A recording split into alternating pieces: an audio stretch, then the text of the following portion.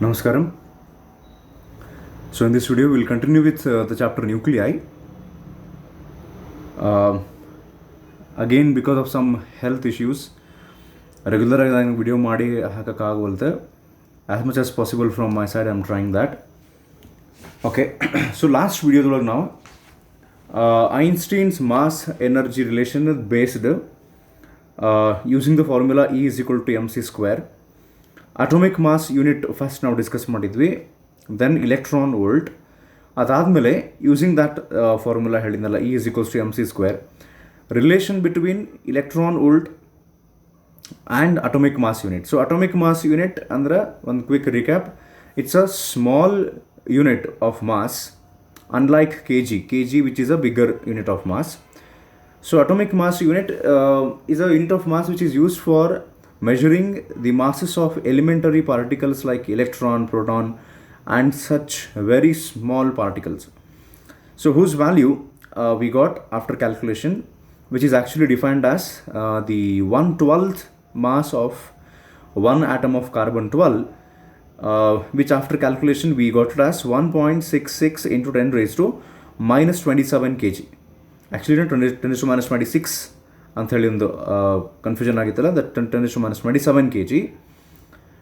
And then we discussed about electron volt, which is 1.6 into 10 raised to minus 19 joule. 1 electron volt is equals to, where electron volt is a unit which is for energy. Like there is already a unit for energy which is joule.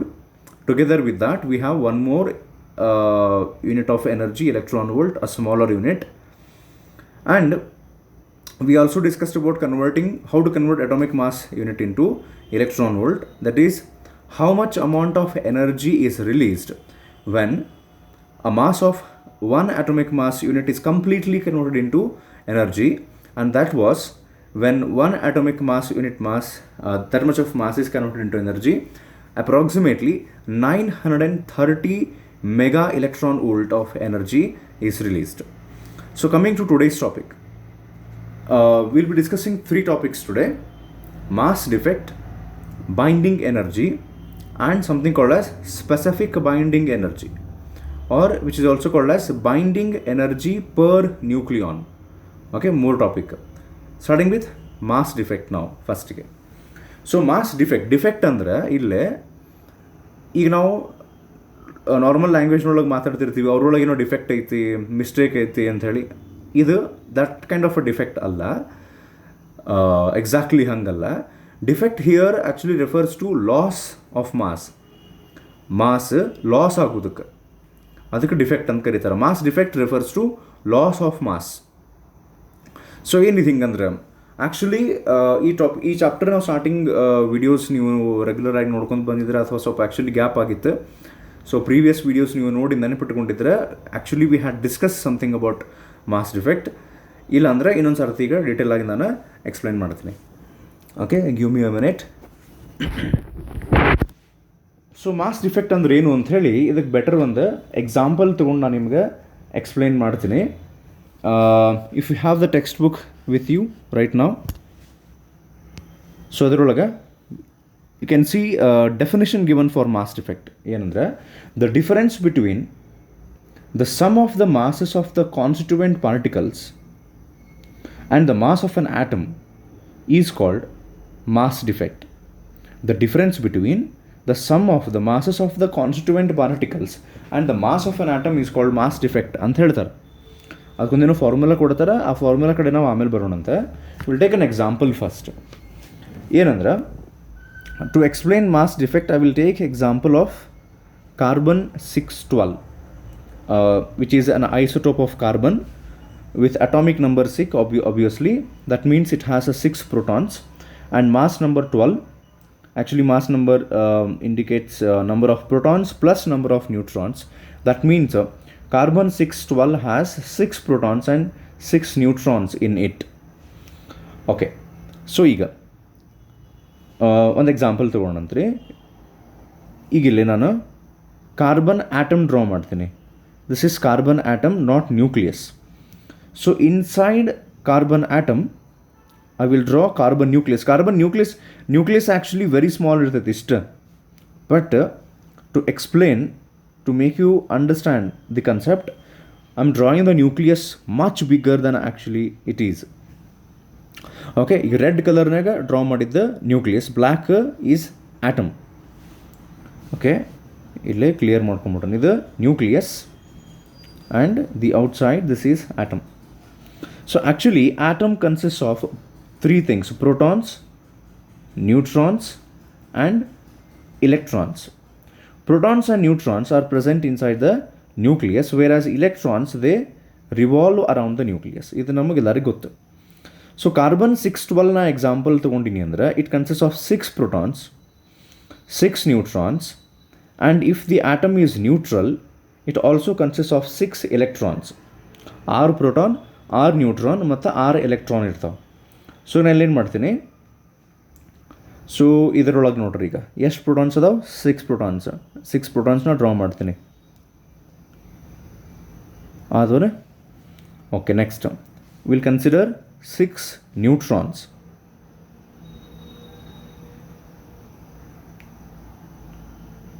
So this is actually an example which I am taking to explain what exactly is mass defect.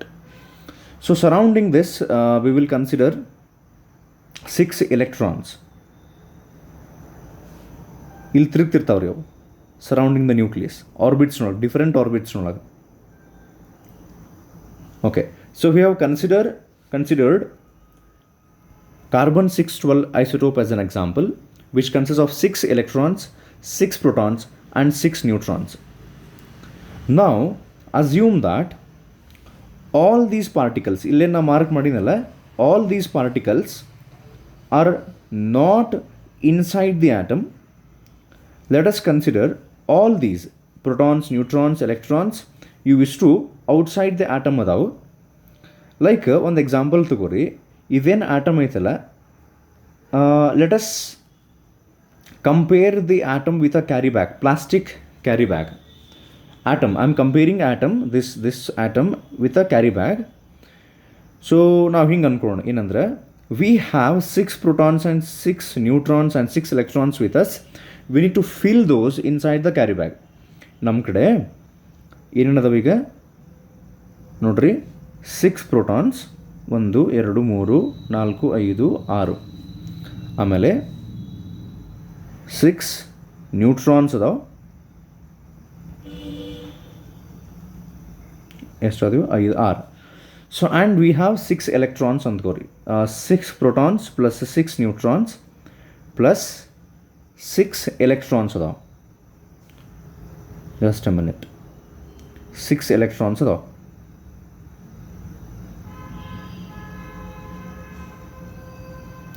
So ಈಗ ನಮಗೆ task ಏನಂದ್ರೆ, assume that we have an empty carry bag, empty atom. ಇದು ಒಳಗೆ ಖಾಲಿ ಐತೆ ಅಂತ ತಿಳ್ಕೊರಿ, it's empty initially.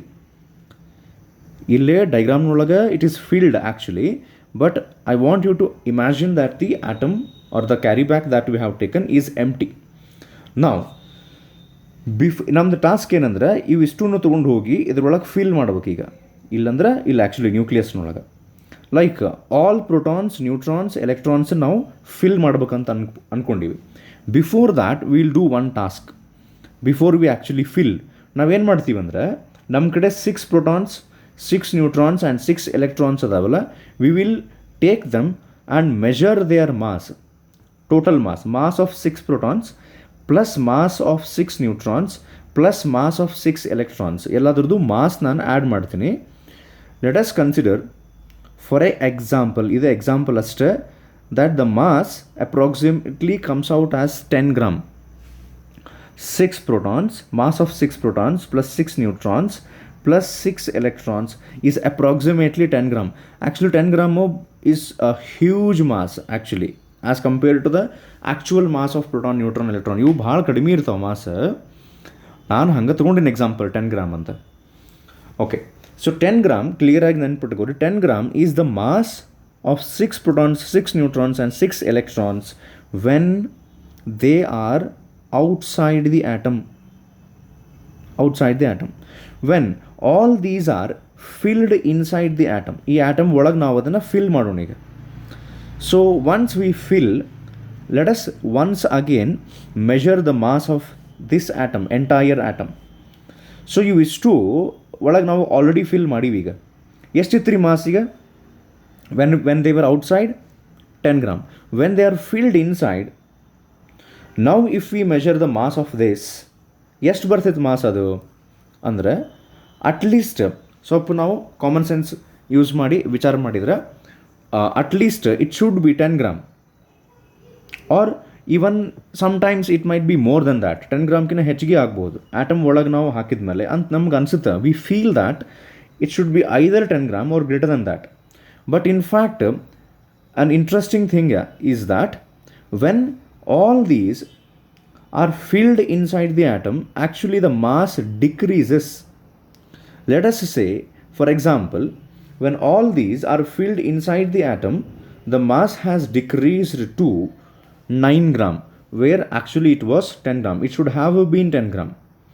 But 1 gram is missing. So where did that 1 gram go? ಅದು ಎಲ್ಲಿ ಹೋತು?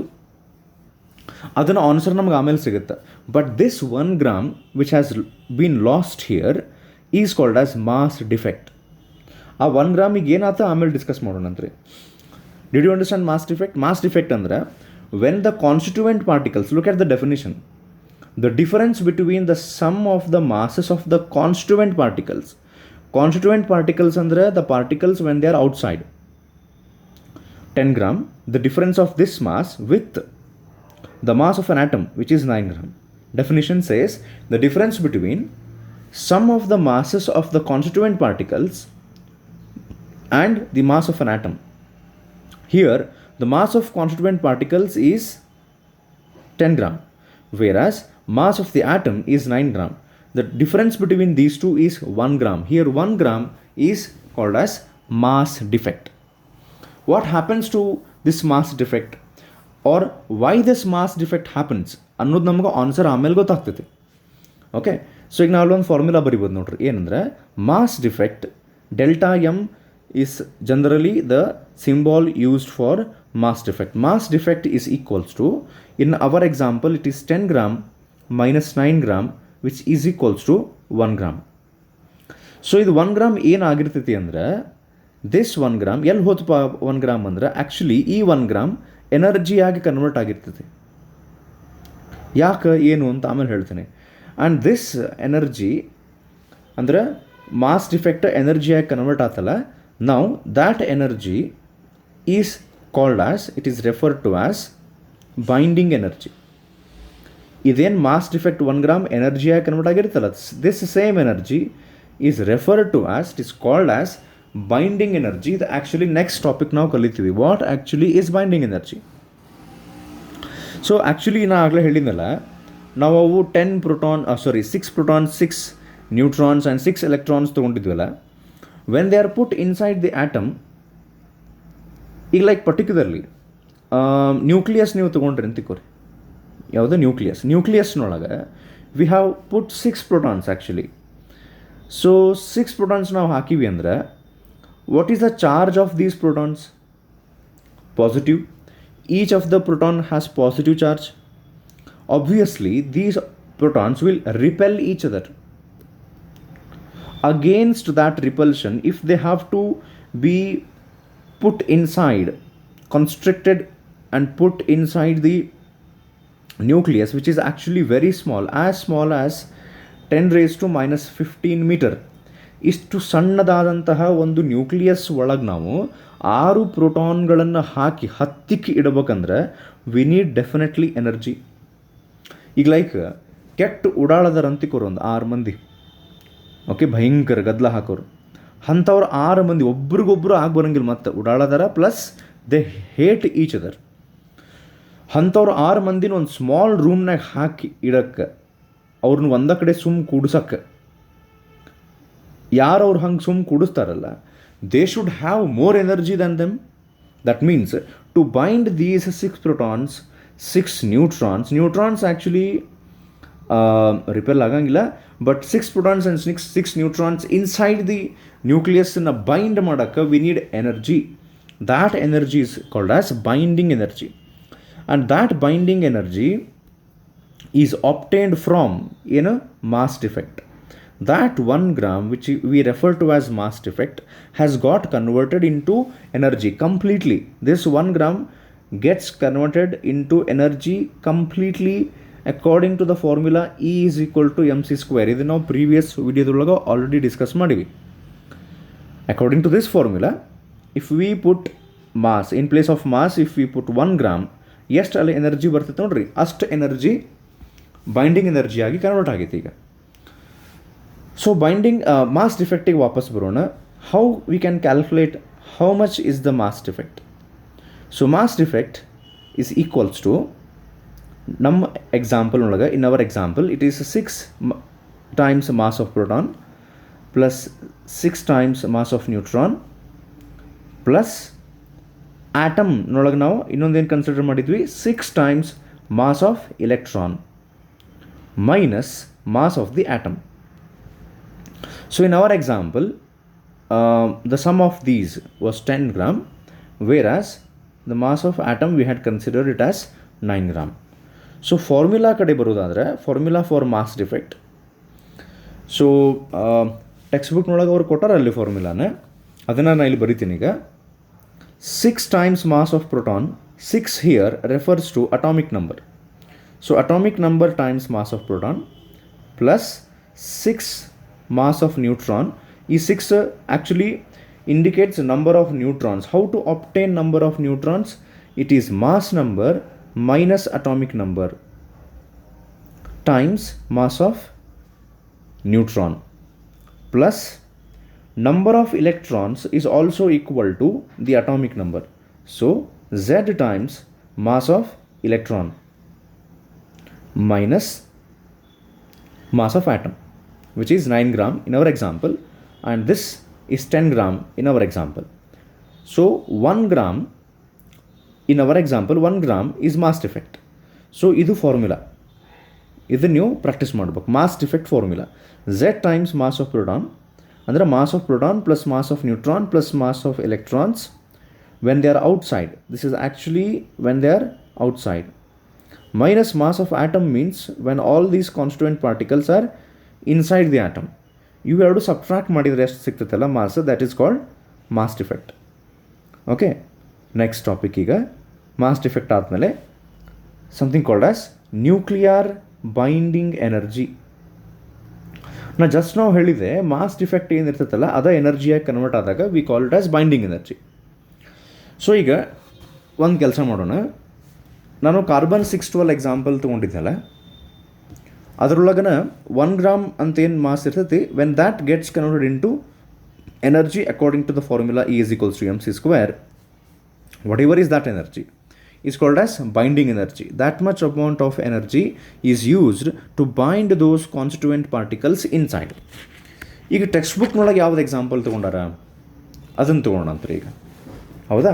ನಾನೀಗ ಎಕ್ಸಾಂಪಲ್ ತೊಗೊಂಡಿದ್ನಲ್ಲ, ಆ ಎಕ್ಸಾಂಪಲ್ನೊಳಗೆ 10 ಗ್ರಾಮ್ 9 ಗ್ರಾಮ್ ಅಂಥೇಳಿ ನಾನು ಮಾಸದ ಯೂನಿಟನ್ನು ಗ್ರಾಮ್ ಯೂಸ್ ಮಾಡಿದ್ದೆ. ಟೆಕ್ಸ್ಟ್ ಬುಕ್ನೊಳಗೆ ಇನ್ಸ್ಟೆಡ್ ಆಫ್ ಗ್ರಾಮ್ ನಾನು ಆ್ಯಕ್ಚುಲಿ ತೊಗೊಂಡಿದ್ದೇನು ಗೊತ್ತನ್ರಿ, ಇದು ಅಪ್ರಾಕ್ಸಿಮೇಟ್ ವ್ಯಾಲ್ಯೂ ತೊಗೊಂಡಿದ್ದೆ ಆ್ಯಕ್ಚುಲಿ 10 ಗ್ರಾಮ್ ಮತ್ತು 9 ಗ್ರಾಮ್ ಅಂತ ಹೇಳಿ, ಹೌದಲ್ಲ? ಆ್ಯಕ್ಚುವಲ್ ವ್ಯಾಲ್ಯೂಸ್ ತೊಗೊಂಡ್ರೆ ಟೆಕ್ಸ್ಟ್ ಬುಕ್ನೊಳಗೆ ನೀವು ಪೇಜ್ ನಂಬರ್ 48 ತೊಗೊಂಡ್ರೆ ಬೇಸ್ ಬುಕ್ನೊಳಗೆ. So to explain nuclear binding energy, like we had taken example of carbon 12 isotope. In the textbook they have taken, instead of this they have taken the example of deuterium. Deuterium atom ಅಂದ್ರೆ hydrogen atom ಅದು 1H2. So 1H2 is an isotope of hydrogen with atomic number 1 and mass number 2. That means 1H2 consists of 1 proton plus 1 neutron. Mass number 2 ಅಂದರೆ ಇದರೊಳಗೆ 1 proton, ಅಂದರೆ ಇನ್ನೂ ಸಿಂಪಲ್ಲಾಗಿ ಬರೀಬೇಕಾದ್ರೆ 1H2 is equals to 1 proton plus 1 neutron. ಇದನ್ನ example ತೊಗೊಂಡಾರ. ಹೆಂಗೆ example ತೊಗೊಂಡಾರ ನೋಡೋಣಂತ್ರಿ. ಸೊ ಈಗ mass of atom of 1H2 ಬರ್ದಾರ ನೋಡ್ರಿ ಅವ್ರೆ. Mass of atom of 1H2 2.3 0.01410 atomic mass unit. ನಿಮಗೆ ನೆನಪಿದ್ರೆ in the example of carbon isotope, the mass of atom we had taken it as 9 gram. Instead of this 9 gram ಅವರು ಇದು example ತೊಗೊಂಡಾರ ಈಗ ಅಂದರೆ 1H2 the mass of atom ಅಂದರೆ mass of atom refers to mass of the constituent particles when they are inside the atom. Inside the atom ನಾ ಹೇಳಿದ್ನಲ್ಲ, inside the atom ತೊಗೊಂಡು ಹೋದ್ಮೇಲೆ mass ಕಡಿಮೆ ಇರ್ತೈತಿ, ಔಟ್ಸೈಡ ಜಾಸ್ತಿ ಇರುತ್ತೆ.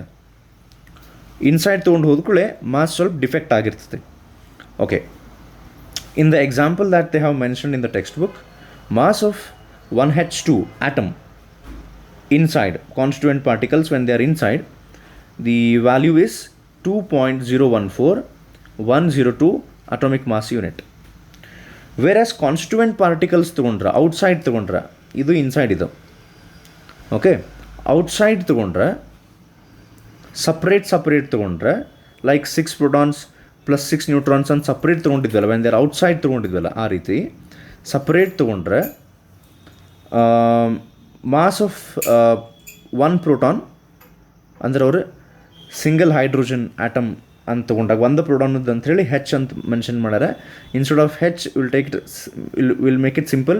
ಮಾಸ್ ಆಫ್ ಪ್ರೋಟಾನ್ ಸಪ್ರೇಟ್ ಹೇಳಾಗತ್ತೀನಿ ನಾನು ಈಗ. Actually deuterium consist of 1 proton and 1 neutron. So mass of proton 1.007825 atomic mass unit. Mass of neutron 1.008665. ಇವು ಕಾನ್ಸ್ಟಿಟ್ಯೂಯೆಂಟ್ ಪಾರ್ಟಿಕಲ್ಸ್. ಈಗ when they are outside if you add these two, actually ಎಷ್ಟು value ಬರ್ತದೆ ರೀ ಈಗದ 2.01640 atomic mass unit. So this is the mass of constituent particles and this is the mass of atom. If you carefully observe, the mass is higher,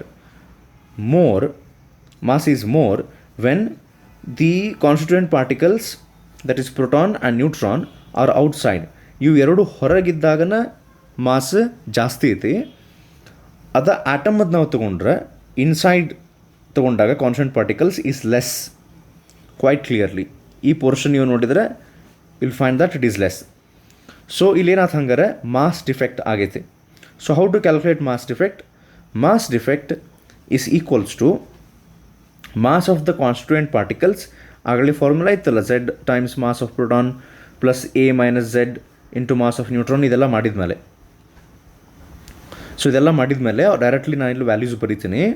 ಏನು ಕೊಟ್ಟಾರಂದ್ರೆ ಈಗ ಅವ್ರು constituent particles ಎಷ್ಟೈತಿ 2.016490 minus mass of atom is 2.0141102. ಇದನ್ನು subtract ಮಾಡಿದರೆ it's been given in the textbook, you can refer there. The value is mass defect is 0.002388 atomic mass unit. So what happens to this mass defect? This gets converted into energy which is called as binding energy. So how to calculate binding energy? ನಾನು ಹೇಳಿದ್ನಲ್ಲ, you can calculate binding energy using the formula E is equals to mc². ಇಷ್ಟು mass completely ಎನರ್ಜಿಯಾಗಿ convert ಆಗಿರ್ತೈತೆ. So ನಾನು ನಿಮ್ಗೆ previous ವಿಡಿಯೋದೊಳಗೆ ಹೇಳಿದ್ದೆ, you can use the formula E is equals to mc² only when mass is given in kg, or else if mass is given in atomic mass unit, as in this case, you need to multiply it with approximately 930 mega electron volt. ಅಂದರೆ ಮಾಸನ್ನು K G ಒಳಗೆ ಕೊಟ್ಟಾಗ binding energy will be in joules. When mass is given in atomic mass unit, the binding energy comes in mega electron volts. So ಇಲ್ಲೇ in this example mass defect ನಾವು just ಏನು calculate ಮಾಡಿವಲ್ಲ 0.002388 ಅಂಥೇಳಿ, it is in atomic mass unit. So what will do to calculate the binding energy, formula mass defect multiplied by 930 ಅಥವಾ 931 mega electron volt ಅಂದ್ರೆ ಈ mass defect ಏನಿತ್ತಲ್ಲ value 0.002388 atomic mass unit, ಅದನ್ನು 931 ನೀವು multiply ಮಾಡಿದರೆ ಅವರಲ್ಲಿ text ಬುಕ್ನಲ್ಲಿ ಕೊಟ್ಟಾರ value, ಅಥವಾ ನೀವು ಮಲ್ಟಿಪ್ಲೈ ಮಾಡಿ ನೋಡ್ರಿ. The binding energy comes out as 2.23 mega electron volt energy. This much amount of energy is released. ಈಗ 1 ಪ್ರೋಟಾನ್ ಪ್ಲಸ್ 1 ನ್ಯೂಟ್ರಾನ್. ಇಲೆಕ್ಟ್ರಾನ್ ನಾವು ಇಲ್ಲೇ ನೆಗ್ಲೆಕ್ಟ್ ಮಾಡ್ಬೋದು, ಅದ್ರದ್ದು ಮಾಸ್ ಭಾಳ ಕಡಿಮೆ ಇರ್ತೈತಿ.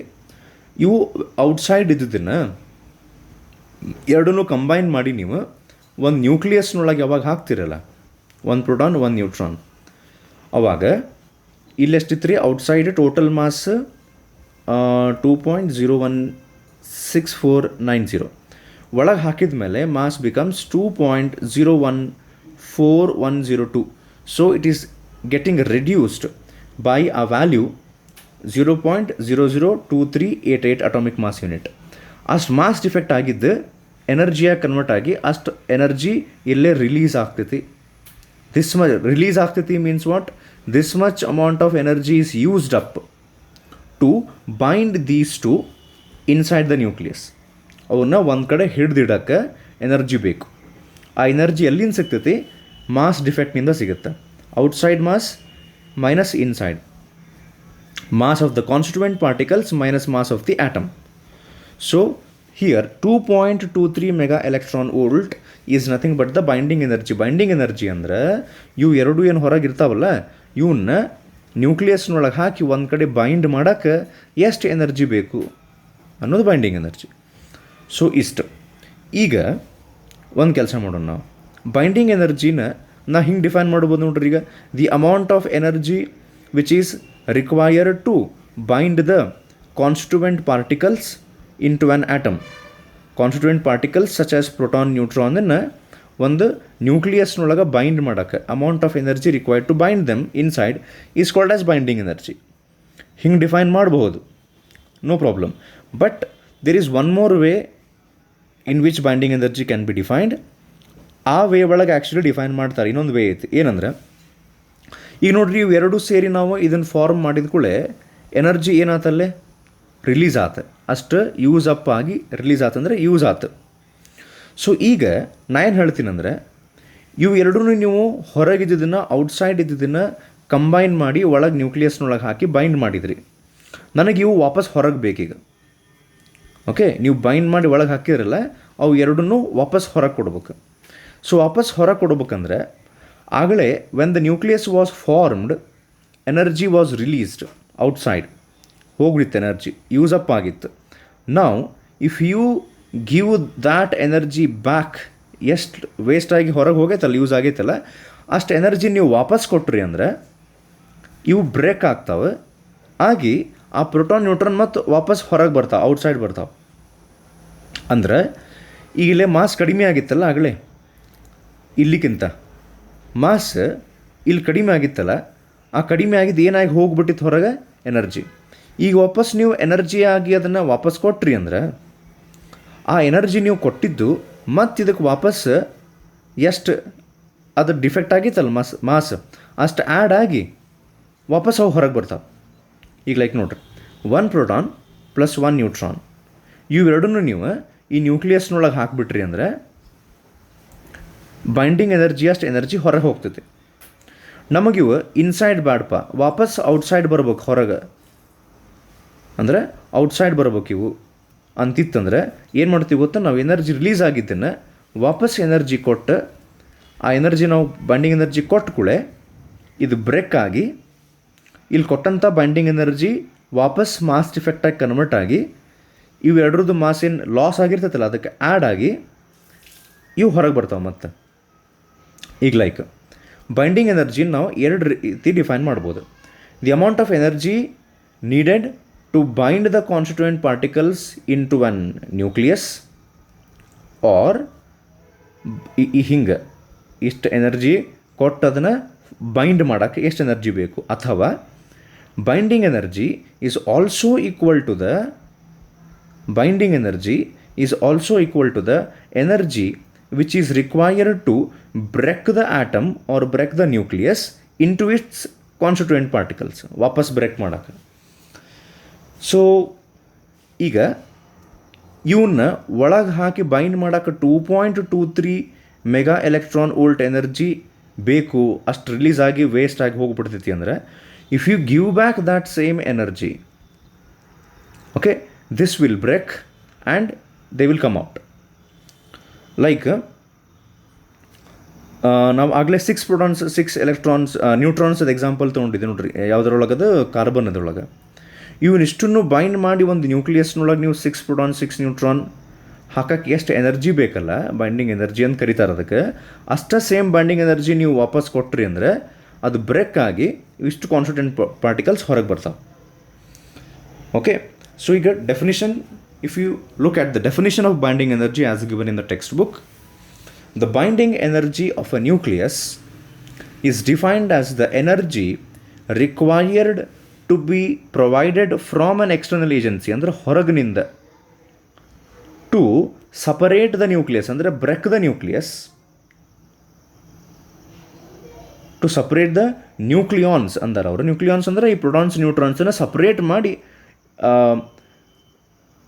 Separate the nucleons to an infinite distance apart from the nucleus. ಅಂದರೆ ಏನು ಸುಮ್ಮ ಕನ್ಫ್ಯೂಸಿಂಗ್ ಮಾಡಿಕೊಟ್ರೆ, ಈ ಪ್ರೋಟಾನ್ ನ್ಯೂಟ್ರಾನನ್ನು ಎರಡನ್ನೂ ಇವಿಷ್ಟನ್ನು ಇಲ್ಲಿ ಬ್ರೇಕ್ ಮಾಡಿ ಅವನು ಹೊರಗೆ ತೊಗೊಂಬರೋಕ್ಕೆ ಎಷ್ಟು ಎನರ್ಜಿ ಬೇಕು ಹಿಂಗೂ ಡಿಫೈನ್ ಮಾಡ್ಬೋದು, ಅಥವಾ ಅವ್ನು ಬೈಂಡ್ ಮಾಡೋಕ್ಕೆ ಎಷ್ಟು ಎನರ್ಜಿ ಬೇಕು ಹಂಗೂ ಡಿಫೈನ್ ಮಾಡ್ಬೋದು.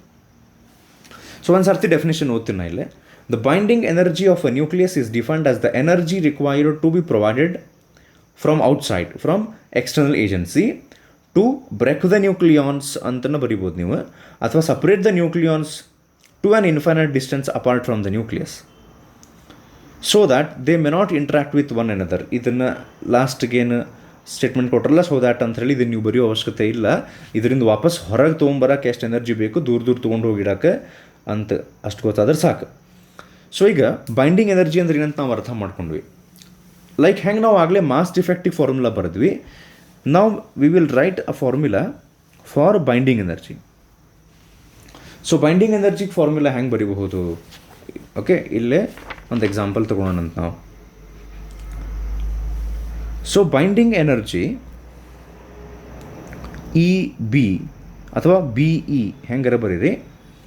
ನಾ ಹೇಳಿದ್ನಲ್ಲ, ಬೈಂಡಿಂಗ್ ಎನರ್ಜಿ ಅಂದ್ರೆ ಇದೇನು ಮಾಸ್ ಡಿಫೆಕ್ಟ್ ಎಷ್ಟು ಆಗಿರ್ತೈತಲ್ಲ, whatever mass defect has taken place, the same mass defect, that much amount of mass is completely converted into energy. So how much is the binding energy and calculate madake we can multiply that mass defect with c square. This is now according to the formula E is equals to mc square, but I had told you that we can use this formula only when the mass is given in kg.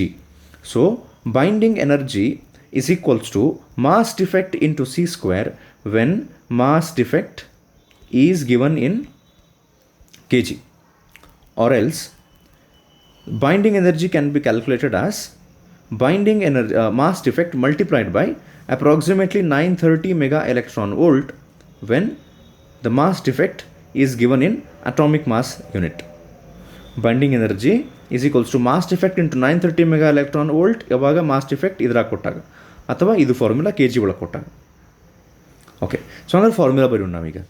Binding energy is equals to mass defect into c square. ಅಂದರೆ binding energy ಅಂದರೆ assuming that the mass defect is in kg. ನಾವು mass defect formula ಬರೆದಿವಲ್ರಿ ಆಗಲಿ, ನಾವು ಅದನ್ನು ಇಲ್ಲಿ repeat ಮಾಡ್ಬೇಕು ಈಗ. z times mass of proton plus a minus z times mass of neutron plus actually ಆಗಲೇ ನಾವು ಮಾಸ್ ಡಿಫೆಕ್ಟ್ ಫಾರ್ಮುಲಾ ಬರೀಬೇಕಾದ್ರೆ ಮಾಸ್ ಆಫ್ ಎಲೆಕ್ಟ್ರಾನ್ಸ್ ಅಂತ ಬರೆದಿದ್ವಿ. ಅದನ್ನು ಬರೀಬಹುದು, ಅಥವಾ ಸಮ್ಟೈಮ್ಸ್ ಅಂದರೆ ನೆಗ್ಲೆಕ್ಟು ಮಾಡ್ತಾರೆ, because mass of electron is much less as compared to proton and neutron. It depends on the numerical. Electron sometimes ನಾವು ಕನ್ಸಿಡರ್ ಮಾಡಿದ್ವಿ, ಸಮ್ಟೈಮ್ಸ್ ಮಾಡೋಂಗಿಲ್ಲ. ನಾನು ಸದ್ಯ ಕನ್ಸಿಡರ್ ಮಾಡೋಂಗಿಲ್ಲ. ಓಕೆ, ಮಾಸ್ ಡಿಫೆಕ್ಟ್ ಆಗಲೇ ಬರೆದಿದ್ದ ಫಾರ್ಮುಲಾನ ರಿಪೀಟ್ ಮಾಡಾಕತ್ತೀನಿ. z times mass of proton plus a minus z into mass of neutron minus mass of atom. ಇದೇನದು ಗೊತ್ತೇನು? ಈಗ ಇದು ಮಾಸ್ ಡಿಫೆಕ್ಟ್ ಫಾರ್ಮುಲಾ. ಈಗ ಇದಕ್ಕೆ ಇಂಟು ಸಿ ಸ್ಕ್ವೇರ್ ಮಾಡ್ಬೇಕು ಯಾವಾಗ ಮಾಸ್ ಡಿಫೆಕ್ಟ್ ಕೆ ಜಿ ಒಳಗಿತ್ರ, or else into C square ಮಾಡೋ ಬದಲಿ ಇಂಟು 930 ಅಥವಾ 931 mega electron volt when the mass defect is given in atomic mass unit. So ಈಗ ಫಾರ್ಮುಲಾ ಗೊತ್ತಾಗ್ತದೆ ಅಂದ್ಕೊಂಡಿನಿ ನಾನು. ಮಾಸ್ ಡಿಫೆಕ್ಟ್ ಬರೀಬೇಕಾ formula into 930 in mega electron volt ಅಂತಾರೆ ಬರೀಬೇಕು. ಬೈಂಡಿಂಗ್ ಎನರ್ಜಿ ಫಾರ್ಮುಲಾ ಇದನ್ನ ಹೇಳಾಕತ್ತಿದ್ದು. ಸೊ ಬೆಟರ್ ನೀವೇನು ಮಾಡಿರಿ, ಟೆಕ್ಸ್ಟ್ ಬುಕ್ನೊಳಗೆ ಕನ್ಫ್ಯೂಸಿಂಗ್ ವೇ ಒಳಗೆ ಕೊಟ್ಟಾರ ಅದನ್ನು. ಬೆಟರ್ ಇದನ್ನು ಹಿಂಗೆ ಬರ್ಕೊಂಬಿಡ್ರಿ, ಇಲ್ಲಿ ಹೇಳ್ತೀನಿ ನೋಡ್ರಿ ನಾ. ಇದಿಷ್ಟು ಬರ್ಕೊಂಬಿಡ್ರಿ. Binding energy is equals to Z times mass of proton plus A minus Z times mass of neutron. Sometimes plus Z times ME ಅಂತ ಬರಿತೀವಿ, ಮಾಸ್ ಆಫ್ ಎಲೆಕ್ಟ್ರಾನ್ ಕನ್ಸಿಡರ್ ಮಾಡ್ತೀವಿ. ಈ ಸದ್ಯ ಬೇಡ. Minus M into C square ಅಂಥೇಳಿ next ಸ್ಟೆಪ್ನೊಳಗೆ ಇದ same formula mass defect ಇದು ರಿಪೀಟ್ ಮಾಡಿ ಇಂಟು 930 ಮೆಗಾ ಎಲೆಕ್ಟ್ರಾನ್ ವೋಲ್ಟ್ ಅಂತ ಬರ್ಕೋರಿ. Okay, so this is about binding energy ಅಂದ್ರೆ ಏನು, ಅದರದ್ದು ಡೆಫಿನೇಷನ್ ಅರ್ಥ ಮಾಡ್ಕೊಂಡ್ವಿ. ಅಂದರೆ ಕಾನ್ಸ್ಟಿಟ್ಯೂಯೆಂಟ್ ಪಾರ್ಟಿಕಲ್ಸನ್ನು ಬೈಂಡ್ ಮಾಡೋಕ್ಕೆ ಎಷ್ಟು ಎನರ್ಜಿ ಬೇಕು ಅದು ಬೈಂಡಿಂಗ್ ಎನರ್ಜಿ. ವಾಪಸ್ ಆ ನ್ಯೂಕ್ಲಿಯಸನ್ನು ಬ್ರೇಕ್ ಮಾಡಿ ಅವು ಒಳಗಿದ್ದನ್ನು ಇಷ್ಟು ಹೊರಗೆ ತೆಗಿಯೋಕ್ಕೆ ಎಷ್ಟು ಎನರ್ಜಿ ಬೇಕು ಅದಕ್ಕೂ ಬೈಂಡಿಂಗ್ ಎನರ್ಜಿ ಅಂತ ಕರೀತಾರೆ. ಸೊ ಇವತ್ತಿನ ಲಾಸ್ಟ್ ಟಾಪಿಕ್ ಈಗ ಏನಂದರೆ ಸ್ಪೆಸಿಫಿಕ್ ಬೈಂಡಿಂಗ್ ಎನರ್ಜಿ ಅಂತ, or it is also called as binding energy per nucleon. Binding energy per nucleon ಅಂದರೂ ಒಂದು, ಸ್ಪೆಸಿಫಿಕ್ ಬೈಂಡಿಂಗ್ ಎನರ್ಜಿ ಅಂದರೂ ಒಂದು. So how to calculate specific binding energy ಅಂತ ನಾ ಫಸ್ಟಿಗೆ ಫಾರ್ಮುಲಾ ಹೇಳ್ತೀನಿ, ಆಮೇಲೆ what do we mean by specific binding energy ಅಂತ ನೋಡೋಂತ. ಸ್ಪೆಸಿಫಿಕ್ ಬೈಂಡಿಂಗ್ ಎನರ್ಜಿ ಹೆಂಗೆ ಕ್ಯಾಲ್ಕ್ ಮಾಡ್ತಾರೆ ಅಂದರೆ, ಬೈಂಡಿಂಗ್ ಎನರ್ಜಿ ನಾವು ಕ್ಯಾಲ್ಕ್ ಮಾಡ್ಕೊಂಡಿರ್ತೀವಲ್ಲ, ಡಿವೈಡೆಡ್ ಬೈ ಮಾಸ್ ನಂಬರ್ ಮಾಡ್ತಾರೆ. ಲೈಕ್ ಫಾರ್ ಎಕ್ಸಾಂಪಲ್ ಆಗಲೇ ನಾವು ಬೈಂಡಿಂಗ್ ಎನರ್ಜಿ ಕ್ಯಾಲ್ಕುಲೇಟ್ ಮಾಡಿದ್ವಿ ನೋಡ್ರಿ ಡ್ಯೂಟೇರಿಯಮ್ ಎಕ್ಸಾಂಪಲ್ನೊಳಗೆ, which was 2.23 mega electron volt. Okay, ಅದನ್ನು ಬರೆಯೋದು ಬಾಡಿಸದೆ ಮೆಗಾ ಎಲೆಕ್ಟ್ರಾನ್ ವೋಲ್ಟ್ ನಡೀತಿತ್ತು. 2.23 ಡಿವೈಡೆಡ್ ಬೈ ಮಾಸ್ ನಂಬರ್ ಎಷ್ಟಿತ್ತಲ್ಲೇ ಡ್ಯೂಟೇರಿಯಮ್ನೊಳಗೆ ಮಾಸ್ ನಂಬರ್ ಎಷ್ಟು 2, ಹೌದಾ? ಸೊ ಅದಕ್ಕೆ ಡಿವೈಡ್ ಬೈ 2.